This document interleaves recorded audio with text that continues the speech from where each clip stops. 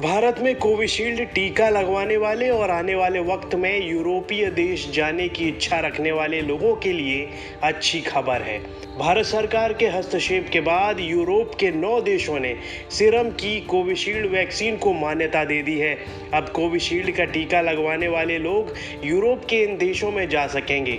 इसमें Austria, Germany, Greece, Switzerland भी शामिल हैं। एस्टोनिया ने तो ये तक कह दिया कि कोविशील्ड समेत जिन भी वैक्सीन को भारत सरकार ने मान्यता दी है, उनको लगवाने वाले उनके देश में आ सकते हैं। कुल 9 यूरोपीय देशों ने कोविशील्ड को मान्यता दी है। Austria, Germany, Slovenia, Greece, Iceland, Ireland, Spain, Estonia और स्विट्जरलैंड जो यूरोपियन यूनियन का हिस्सा नहीं है, लेकिन वो शेंगन एरिया में आता है।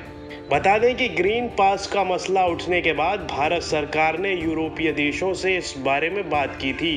भारत सरकार ने ईयू सदस्य देशों से कहा था कि वे कोविशील्ड और कोवैक्सीन को अपने अपने देश में मान्यता देने पर विचार करें, जिससे इन्हें लगवाने वाले भारतीय यूरोप आ सकें।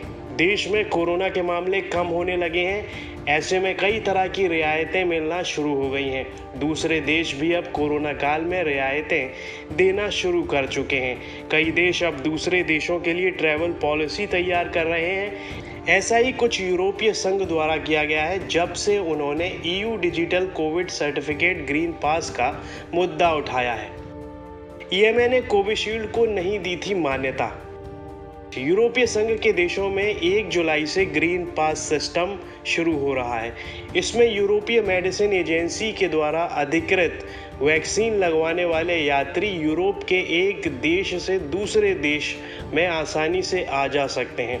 मतलब उन्हें क्वारंटाइन जैसे चक्करों में नहीं पड़ना होगा। लेकिन परेशानी ये थी कि ईएमए ने ऑक्सफोर्ड एस्ट्राजेनेका की जेवरिया समेत 4 वैक्सीन को ही इस लिस्ट में शामिल किया था, जबकि ऑक्सफोर्ड एस्ट्राजेनेका की वैक्सीन को भारत में सीरम ने कोविशील्ड नाम से बनाया है, इसे उस लिस्ट में शामिल नहीं किया गया था।